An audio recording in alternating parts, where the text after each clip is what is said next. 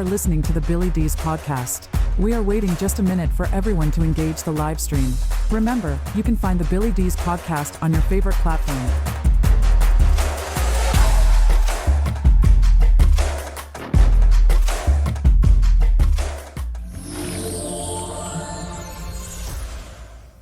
All right. Well, hello, everyone. Welcome to the program. If you're new here, we always wait just a moment for everyone to refresh their app or whatever it is that they're viewing the live stream on. With me is Cynthia, Elliott. I'll do the formal introductions once we formally begin the podcast, which will be in seconds. We're about a minute in, so I think we're good to go. And the audio portion of what we record that separately. That's what you hear on all the major platforms, whether it be Apple Podcasts, Spotify, Good Pods, Audible, and all those. So we're going to begin that right now. All right. Well, hello, everyone, and welcome to the program. As always, I am absolutely thrilled that you are here. If you've never checked us out before, we are primarily an interview and a commentary-based podcast. You can find the Billy Dees Podcast on all of your favorite platforms. With me on Thursday night, we do commentary opinion, and Cynthia Elliott is the co-host for that. How are you, Cynthia? Well, hello, Billy. She's very excited about her new microphone, and that, which is cool. I enjoy audio and all the toys, and it's nice to see someone very happy with their equipment, and she's very happy. So we're glad that she's smiling. All smiles. Boy, that microphone is doing wonders. Really? So, it's a perfect example of I'll have what she's having. I know, right? So we're going to talk about a lot of things today, and not the least of which is our good friend, and Cynthia and I talk about her quite often, is AOC. And, you and I have talked about her on a number of different occasions. This is a person that, quite frankly, I'm not exactly sure what frustrates me the most about her in terms of how she talks or the lost potential here. This is somebody that could be wielding a lot of influence in a very positive way because of the fact, and there's no other way to say it, she's very attractive. Mm-hmm. And, she carries herself physically extremely well. And with someone like that, who had the combination, let's say, of speaking eloquently, of having some common sense issues that she wants to champion, she would be very hard to stop. But instead she has this almost juvenile demeanor. And we're going to play this little clip here. She's talking about Elon Musk. And here we go with that. This dude is probably one of the most unintelligent billionaires I have ever met or seen or witnessed. Which, you can probably even glean that from watching these people on TV. Anyways, all of that is to say is that they don't do their homework. Clearly, they're putting 19-year-olds in at the Treasury. This dude is not smart. And the danger in the lack of intelligence and the lack of expertise that Elon has. I mean, this guy is one of the most morally vacant, but also just least knowledgeable. Well, to use her terminology, anyways, what do you make of that? Come on. So she drives me crazy. I talk about this every time we share a clip with her. She's a child who wants to be liked by certain people. She cares about popularity. If she didn't care so much about popularity, perhaps she would focus her time and attention on being well-spoken on certain topics. To even claim that Elon Musk is stupid is the epitome of ignorance. And frankly, that's why I think she's simply doing it, because every time she brings his name up, whenever, she needs attention. she says something dumb in relation to him, and it's all a game for getting herself ink, because that is always her priority. If it wasn't her priority, she'd actually be talking with intelligence and depth. She's got the depth of a raindrop and is about as useful.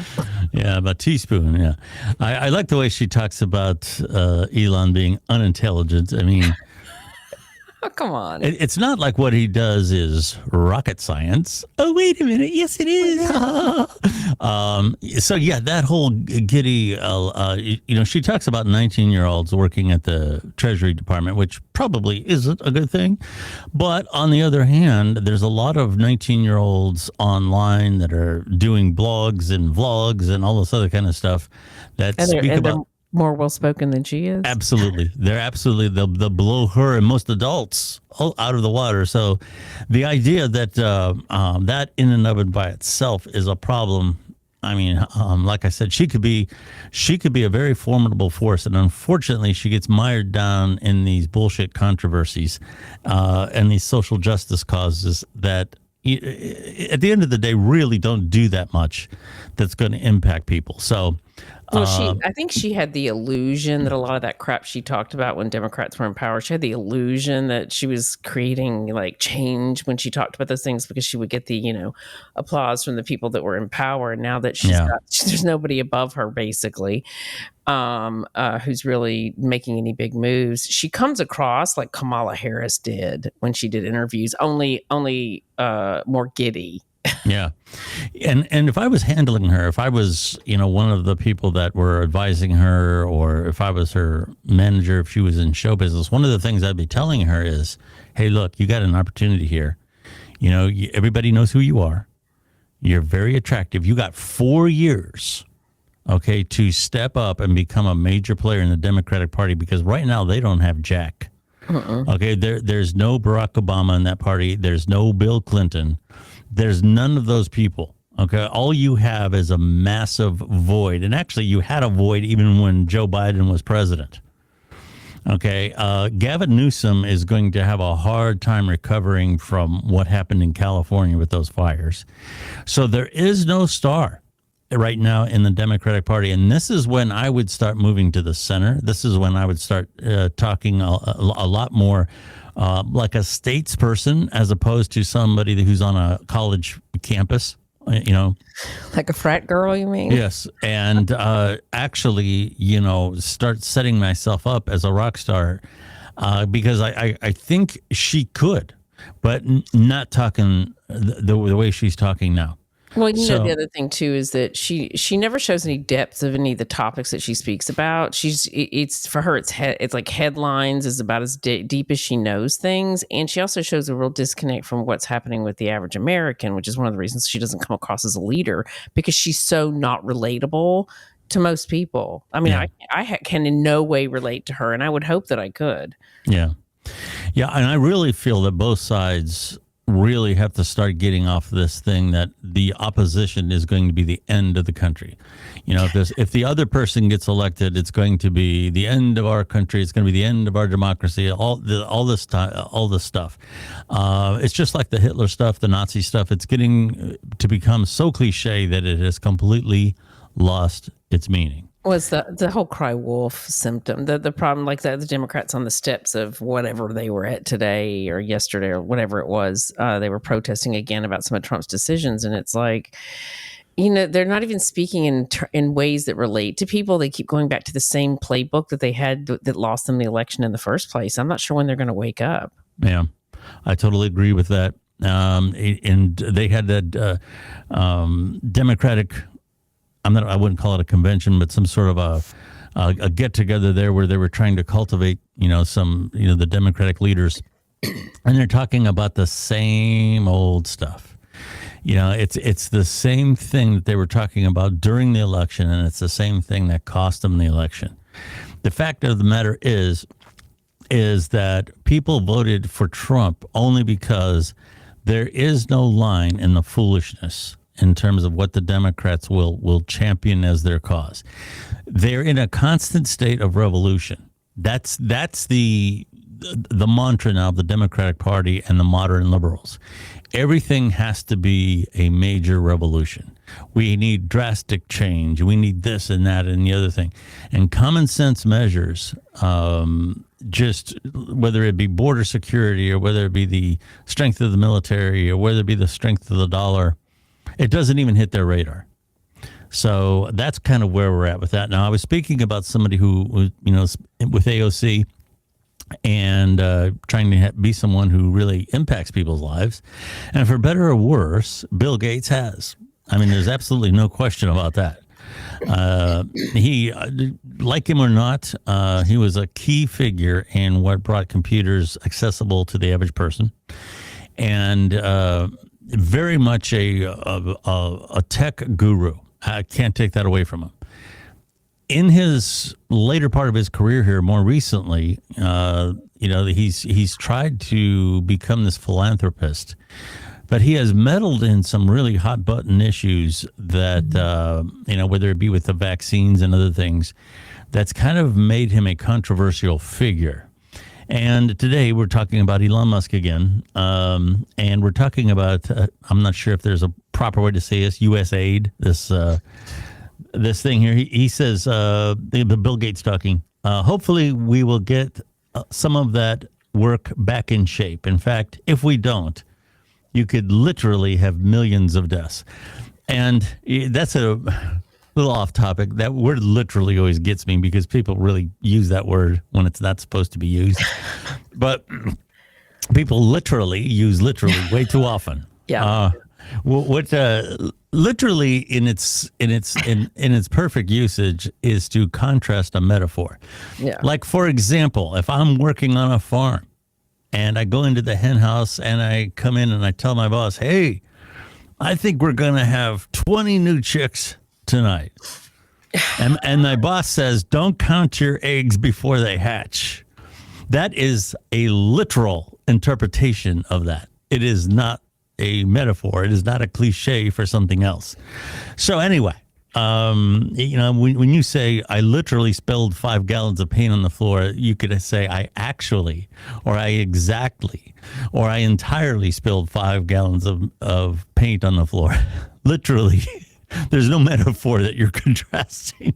But anyway, I digress. Millions of deaths is what he refers to. I really find it odd that these money pits, these gigantic institutions that the government has, and these programs, which are nothing but bottomless governmental money pits, anytime you talk about cutting funding to any of them, it somehow is going to be the deaths of millions.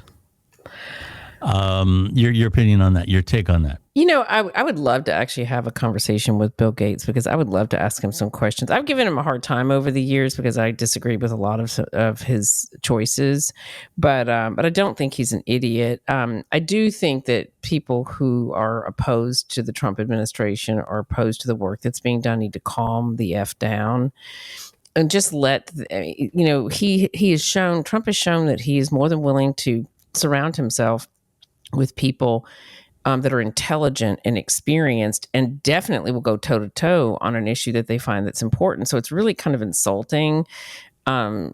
The hoopla that keeps being brought up over everything. I mean, it's like they don't even want to allow them to like let them make a mistake, for goodness sake. If you think that's what I mean, like, come on. I mean, it's such a huge exaggeration, and I'm seeing this all over the Democratic Party. Like they're way over the top. A lot of them don't actually even know what they're talking about. They're just picking up the party line and running to the mic to say, how dare, Musk, he's not an elected official. It's like, but Trump ran on the platform that Doge was going to be a huge part of what they did and that they were going to cut a lot of money, and we need to. And we're not going to find out what that millions is for and whether or not it's actually useful or whether or not they're at risk until we start looking at the line items. Like so it's so interesting. The Democrats were all for hiring 80,000 IRS agents to look at our ledger sheets and find out where we spent our money, but they freak out when they find out that we want to find out where all the hidden money's going. And come on, anybody who does a little bit of research into USAID finds out pretty quickly that they're a deep state asset. Come on.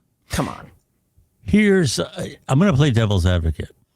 Okay, I'm a firm believer in judging the situation, not the people in the situation. For example, if you don't like Elon Musk in there, is it because you don't like Elon Musk? Probably. If you like Elon Musk, you're probably okay with Elon Musk doing this.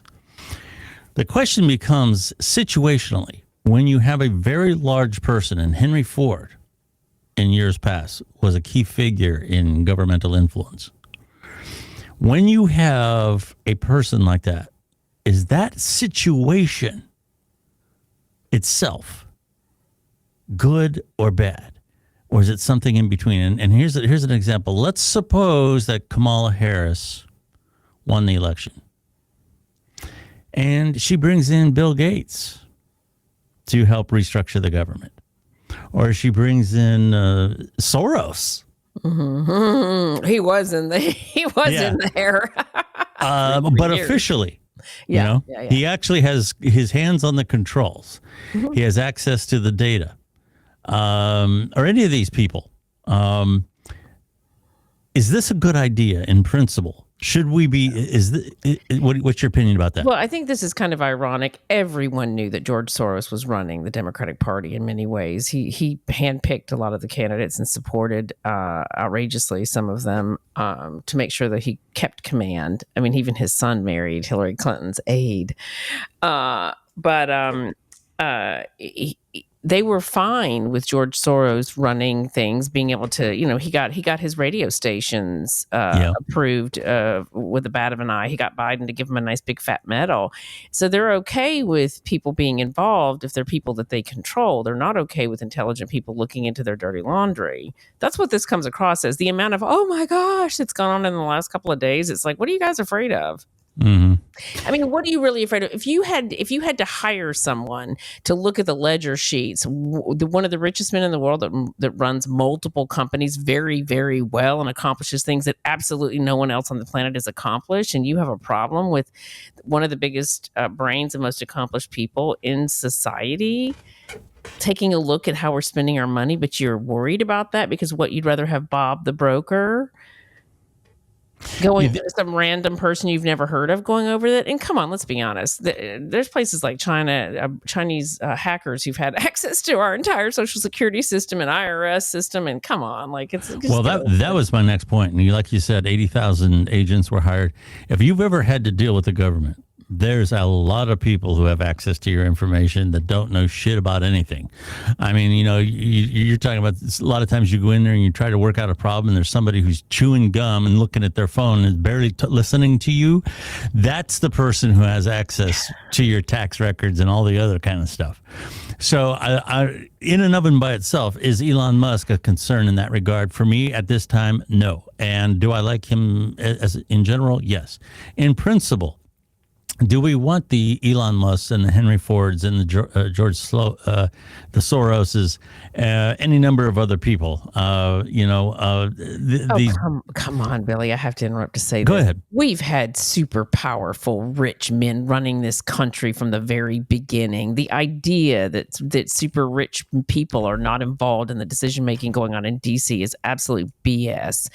And at least now it's being done, openly. Oh yeah, I'll give you that. You can criticize it and you can question it and you can hear about it where we didn't know jack of what was going on. I mean, it was so deep state and so corrupt for the last 4 years that no one, even the media, would admit that Biden was senile. Yeah, I will give you that. I just don't know that was the way that handing over that much information and that much control to an unelected person was the way the founding fathers wanted the government to work. That's all I'm saying. I don't think they saw. Well, I don't think they foresaw. Oh no, corporations in the late 1800s. That really didn't start to take shape until I'm going to say about 1880, 1890. That's when you had oil, and about the turn of the century. And actually, one of the things that really was pivotal. I'm from Ohio, and William McKinley is from Ohio, and Niles, Ohio, as a matter of fact. And he was the Ronald Reagan of his time. He was very much pro-business, very much, capitalism. And a lot of people like Carnegie and all those others really got, J.P. Morgan, all these other people really got behind him. And for one reason or another, I don't know why, McKinley, being, like I said, the Reagan of his time, selected what we would call progressive by today's standards, and Theodore Roosevelt for his vice president. And of course, McKinley ended up getting assassinated. And by that time, the influence that they had in getting him elected was alarming to a lot of people. And this is when you had companies that were so damn big that nobody could handle them. And the antitrust and all that stuff all began during that time period. Mm-hmm. That's really what sent the pendulum the other way. So I get the idea that big business in that regard, 100 years earlier, the idea that you would have a company or a person that's more powerful than a lot of countries simply was not foreseen, in 1776. Well, they also didn't foresee that we would make it possible for corporations to give politicians as much money as they wanted to. And that started 15 years ago. And that has led to a lot of really bad decision making. Yeah. That needs to be undone. So unprecedented times. And honestly, I've been so concerned. Billy, I wrote A New American Dream because I was so concerned about the collapse of the American dream and the fact that we needed some seriously alternative, serious change in this country. We needed to get dramatic. We needed to get wild and crazy and tear some things down because we're in that serious of a situation. When you really look at everything, and I really did, and then you look at what's happening with BRICS, we don't have a choice. And so it's unprecedented times call for unprecedented measures, and I'm fine with it. I'll say this. We're going to get into Trump and his reaction to some things. But before I do, I have to set up this next situation. Talking about the helicopter that crashed into the airplane. As the new media, and right now, you're looking at CNN, all those things crumbling. Okay, you have major anchors leaving the networks, whether it be Jim Acosta, all those other people. And people are looking for alternative sources of information. And this is one of them. Podcasts made a key difference in the last election. So, in terms of information, 2 airport employees were arrested for leaking video footage of the D.C. collision. And they gave that footage to CNN. I don't know exactly what the circumstances were or how they did it. But I do find it odd. Some people have been mentioning about the fact that people were killed here, and the focus is on this tape. And I'll tell you what, the audio audience won't be able to obviously see the video, but what I will do is describe it, and we can talk about it here. Here we go. This is you can see the helicopter, and it's almost going in a straight line. And then it hits the plane. And a lot of people can't believe that for that distance, that helicopter was flying with that trajectory. And nobody said, you know what, maybe we should turn. I find that odd. When you catch that video, you got to admit that thing's, and here's the thing, I've talked about this before. Typically a large airliner, a jet with a lot of people on it, their path is set for miles out from the airport, and there's a signal, which there's absolutely no question in my mind has made airline travel much safer. The most dangerous part about a flight is landing and takeoff, and landing in particular, especially when it's at night or in bad weather. Sometimes your visual cues just aren't there, even with all the runway lights and everything. So these systems now emit a signal from the end of the runway, and there's computers on these planes, and they lock onto that signal, and it kind of guides them down. Mm-hmm. So long before the runway is even visible, the pilot knows he's at the right altitude, at the right rate of descent for his wheels to hit that runway when the time comes. So he was probably monitoring that. The pilot's probably monitoring that path. And he's got his runway lights on, which are probably just blaring in the front of the plane. there's no way that he could have noticed, in my opinion, unless the voice boxes recorders indicate differently. I can't imagine that he would have had too much time to react. I have heard some rumors that there's signs that he tried to pull up. But, here again, the physics involved, when you have a big, heavy object moving very fast, that object wants to go in a straight line. So for the helicopter, you have a completely different situation. The helicopter is coming from the side, and the helicopter supposedly has all these instruments on, to do battle at night. You would think that a jet would be something that would be very noticeable. It had these bright lights, its landing lights blaring into the night. How did this helicopter not see it? And how did this helicopter not have time to react? Now, the helicopter can move very quickly. Yeah. As you know, I believe you said you've seen them maneuver. And as a matter of fact, just before we came on, I caught some news here where they said that this helicopter was 150 feet too high. That's not part of an official investigation, but that has been disclosed. So what do you make of this? I just find this odd that the focus is on the people who released the video. The Metropolitan, it says Metropolitan Washington airports are, the employees are now facing charges of computer trespass for allegedly making an unauthorized copy of the video. And I understand that's wrong. No question. But what is the bigger issue is why that particular angle is such a problem? Well, I think this is about feeding the news cycle to allow them to have time to actually really look into it. That's what they do. Like when they get a new angle on it, they throw it out there to the rabid dog media to let them gnaw all over it. It is weird. I find the whole situation very strange, and I have intuitively thought there was something off the whole time, particularly about this one. There were some other airport related incidents that have happened. It's actually increased a lot in just the last couple of months. We've had some weird things happen all over the world, but in this particular case, it really does, and I'm not accusing the pilot of trying to crash the helicopter into the plane, but it does look like the helicopter just went, just keep going straight. I cannot understand. And I've been in helicopters. I've been in airplanes quite a bit. And I don't understand how they did not know they were about to hit a plane. I just don't understand it. And the anti-collision technology that they have now, like how? And the one other weird thing, and I know, look, it's easy for us all to pick these things apart. I am not making accusations about the female pilot, but I do find it very strange that she spent the last couple of years working in the White House. And within 2 weeks of, it's actually within days of Trump taking over, she's flying a helicopter in D.C. Yeah.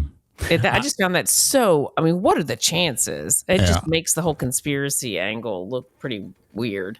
Yeah, I agree with that. And a lot of people have pointed out to me when I did that commentary, they didn't come after me, but they pointed out the lack of disclosure in terms of the name of that other pilot did not help the conjecture online.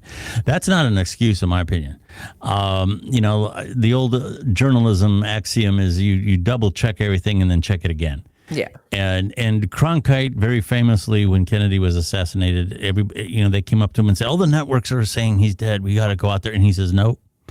We're not going to be first, and I don't care if we're last. We're going to be right."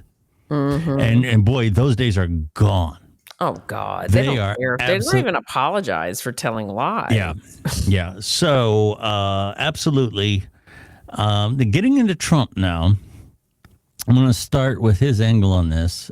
He did talk about the helicopter almost from the very beginning, which he was criticized for because they said that it could impede the investigation because it puts investigators under pressure to lean one way versus another.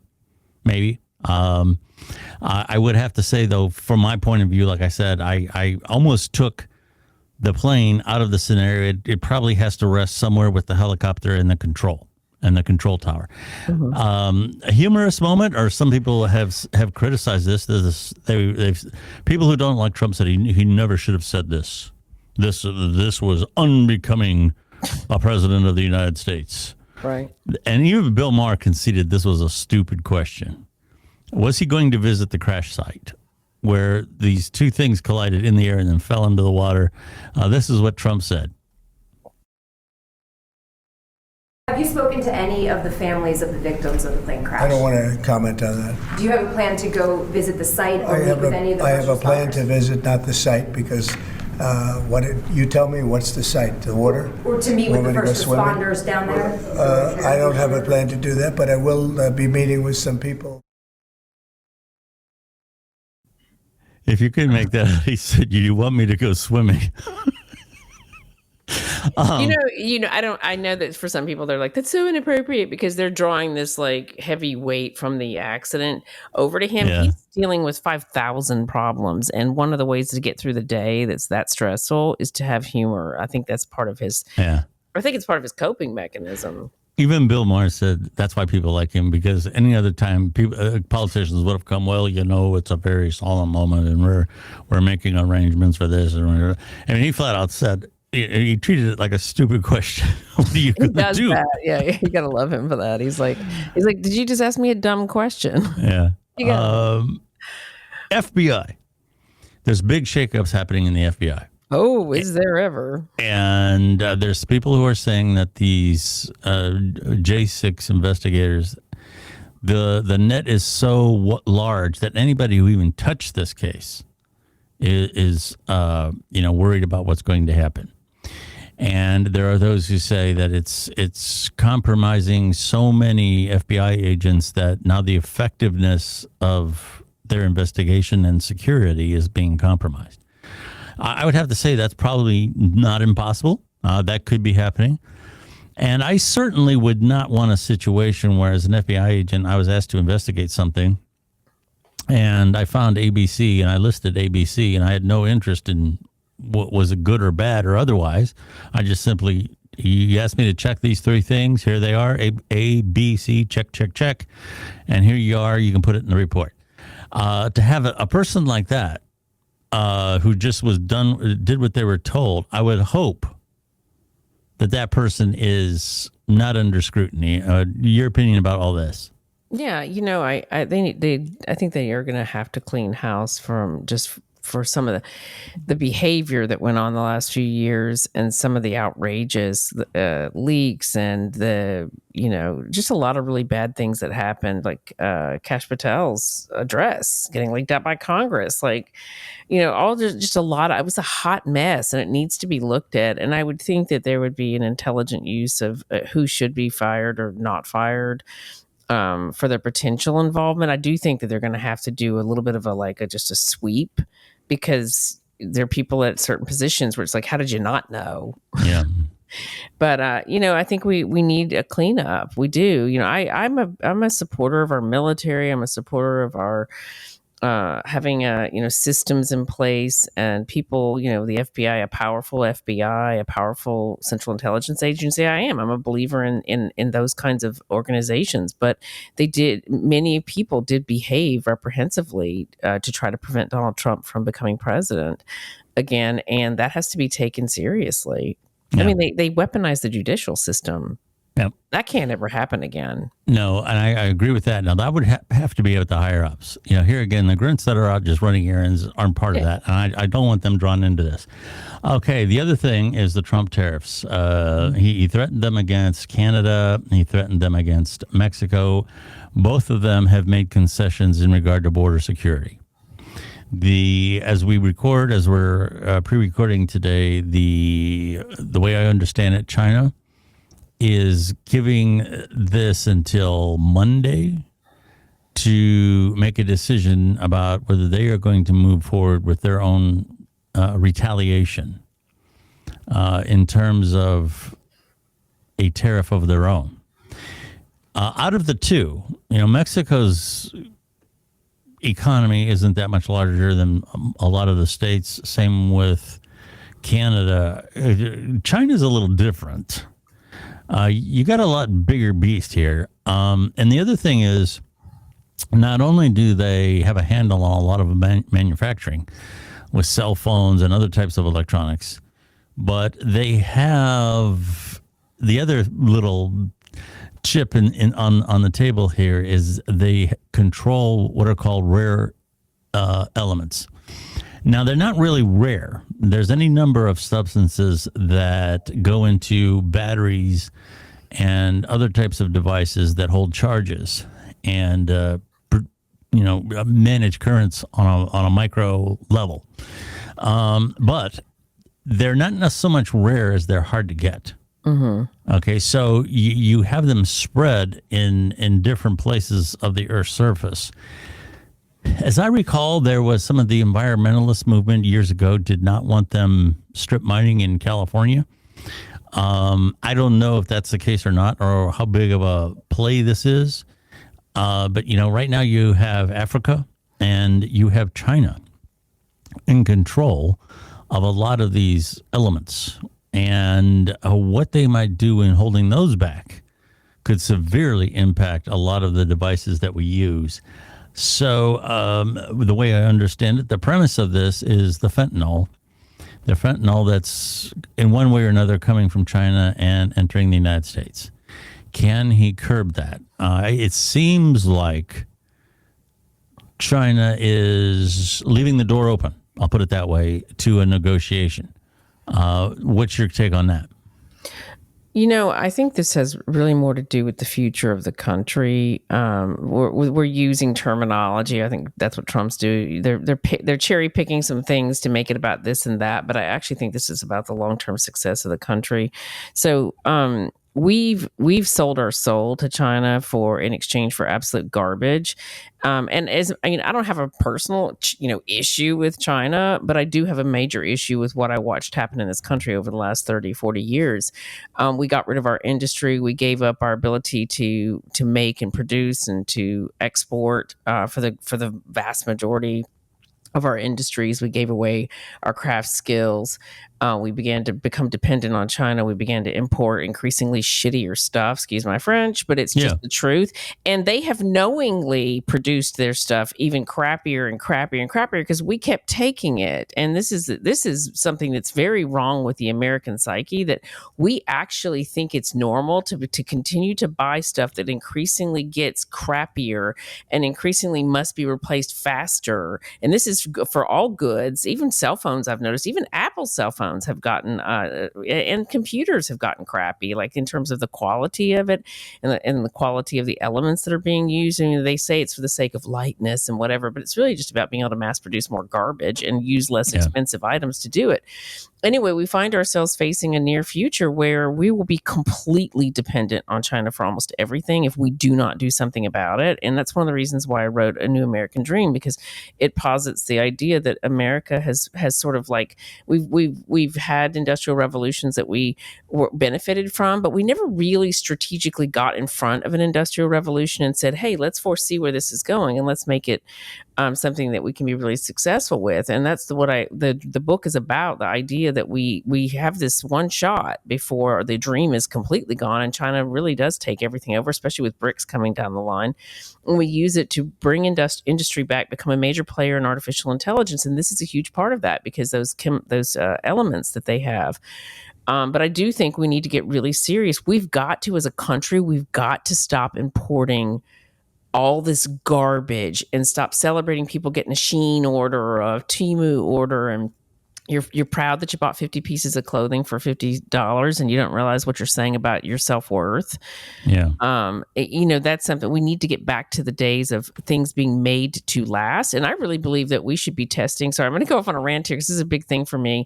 I believe that we should be testing anything that is imported into this country. And if it cannot withstand a minimum use level, then it cannot be imported into this country. And if you do it 3 times, you cannot import to this country anymore. We have to get that serious about it because we're just filling up our landfills with increasingly garbagey stuff, and they just keep sending us more of it because we keep buying it, and it's craziness. I'll give you a couple of caveats to what you said. I absolutely agree with you. Okay, on terms of quality control, but be aware of this. A lot of the quote-unquote junk that's coming in for China is because American business people want to buy low and sell high. Yeah. So the specifications that they give to the manufacturers that they have contracted are loose Okay. So when you, for example, I mean, I could sell Billy Dees speakers on Amazon. Okay. And I could find the cheapest manufacturer in China that I could and buy them for $7 a pair and put them on Amazon for $49 a pair. And of course, not have to buy like 10,000 pairs to get that price. But for somebody who's that's what they do, that would be a no-brainer. I'll buy $10,000 worth of these speakers. I'll slap them on Amazon for $49, $49.95, and I'll make a ton on them. And that's in a sweet spot where for $49, people know that they're not going to get the world's best speakers, so they're probably not going to be that unhappy about them. And at the same time, you're making what, 400 or 500% on them. So that's where a lot of that is coming from. By the same token, if you're a business person and you spec out something very high end, like Apple has a history of doing, we used to work for a lot of high-end audio companies. A lot of those high-end audio companies would spec out something with very small tolerances. I mean, these test things had to be, absolutely right on the mark at different stages of manufacturing. They'll make it that way. Okay. But the problem is that American manufacturers and American business people who just want to make a quick killing selling stuff online are bringing in a lot of that junk. Intended for it to be that way. Yeah, I agree with that. I think that's one of the reasons why manufacturing, which I'm really happy to see. So I wrote a lot about, I've manufactured a lot in this country. I've also manufactured a lot of stuff in China and all over the world because I've been in business for such a long time. And I've made some really amazing stuff in Asia that I had it crafted myself. I gave the specs and all that. But I've watched a shift from people here actually producing things to companies like a Temu and a Shein, who are Chinese companies that are dominating a lot of our industries. Anyway, my point is that I made a fashion collection here in America called Intention 5 years ago. I started working on it. And the amount of time, Billy, it took 2 years to produce a small capsule collection of like 25, 30 pieces, all beautifully made, all sewn in LA. The amount of time, work, energy that I had to go to, and the cost was insane because I was making it here in the States. Like it was crazy. I mean, the cost of everything was far more expensive. Just to order it, and this isn't selling it, was far more than to just ordered something. I could have ordered some stuff from Asia, but I made it here, and we cannot be an exporter of amazing things if we do not find a way to make manufacturing in America affordable. Yeah, and here again, I'm going to put some of the blame on American consumers because they are notorious all over the world for being cheap. I think they've been taught to be cheap. I don't think that comes natural to us. I watched that happen in my lifetime. When I was a kid, quality was a sign of your self-worth and your upbringing, and it was a sign of your family's class. And that has all gone by the wayside in exchange for temporary high. Yeah. Well, I come here again from my part of the world in Ohio.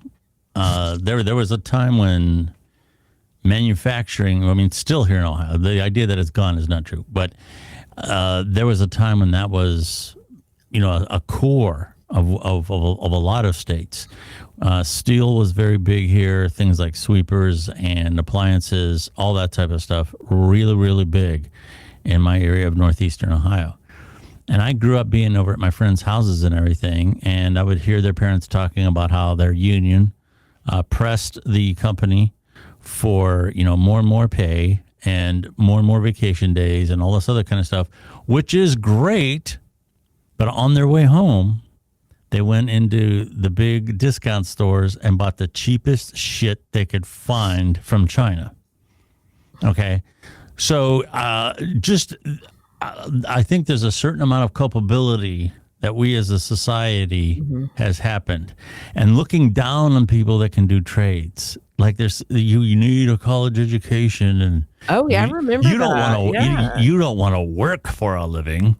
And the fact of the matter is, there's nothing wrong with being a skilled tradesman. There's nothing wrong with being a skilled electrician. There's nothing wrong at all with being a skilled carpenter. I could go on and on with this. These people right now are making money hand over fist because there's only so many people that can do it. Oh, I think you're going to see a move back towards craftsmanship and training people and rediscovering the old ways of doing things, because the machines will be able to make everything look perfect, but quality, handcrafted, is going to take on increasing. I totally agree. The automation for anything that's cookie cutter is the everyday laborer is going to suffer. But if you could, let me tell you something. I knew this guy a number of years ago that built these custom made shelvings and home entertainment centers that were built right into the wall. Some of these things were $20,000, and they were just beautiful works of woodwork. That it was like okay. That type of person is always going to have things to do. So yes. All right. Well, we covered a lot of ground here today. That we talked about a lot of things. We always wrap up the program by talking about what we are doing. So, Cynthia, what you got going on besides a new microphone? Right. I'm doing a lot of events. I've got a speech coming up in Austin for the Wellbeing of Work at Work Summit, which I'm really excited about. And then I'll be in Chicago with the Wellbeing at Work Summit in Chicago in early March. May. Sorry, that's early May. I've got the podcast, Glow Up with Shaman Isis. We just hit 75,000 downloads. Wow, that's fantastic. Which I'm excited about. I started, I'm not as, as crafty at this as you are, because you've been around for 10 years. But if you like spiritual content and you like to hear about surviving and about thriving, then go check out Glow Up with Shaman Isis. Yes, do check that out. You can find me. Probably my social media home is still the old Twitter, which is now X. I like Elon Musk. I kind of like the direction that X is going for the most part. I really like the fact that it's pro-media. I really like the fact that it's trending. It's very real time. So at Billy Dees on X. And as a matter of fact, speaking about social media, I'm cutting back on a lot of the platforms moving forward, because I really want the effort of what we are doing here going toward the content of the program. And of course, I have a business doing this as well. So those things are my top priority. And chasing followers on TikTok just is not. It's not the thing. So, and then we're refocusing. So obviously still strong on X. It's my social media home. We're refocusing on the Facebook page. So the Billy Dees Facebook page, I now cleaned that up. Not that it was bad before, but I have programmed content on there, stuff being posted regularly, behind the scenes stuff and so forth. That page is now verified. So, those are going to be my X and the Facebook, and those are the ones that have been around the longest.